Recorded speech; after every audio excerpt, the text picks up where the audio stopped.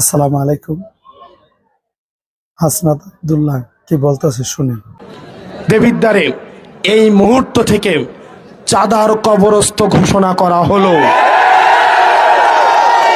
প্রিয় দেবিদ্বারের ব্যবসায়ীরা, প্রিয় দেবিদ্বারের ব্যবসায়ীরা, প্রিয় দেবিদ্বারের ব্যবসায়ীরা, প্রিয় সিএনজি স্টেশনের ভাইয়েরা, পেশাজীবী শ্রমজীবী ভাইয়েরা, প্রিয় হোটেল মালিকরা, যারা দেবিদ্বারে ব্যবসা করবেন সর্ব জায়গায়, সরকারি যেই ধরনের ফি আপনাদের রয়েছে, সরকারি যে আপনাদের নিয়ম মেনে ব্যবসা করার কথা, আপনাদের রেজিস্ট্রেশন, ট্যাক্স ফাইল, এইসব বিষয় ব্যতীত দেবিদ্বারের কোনো ব্যক্তিকে এক পয়সাও আপনাকে চাঁদা দিতে হবে না।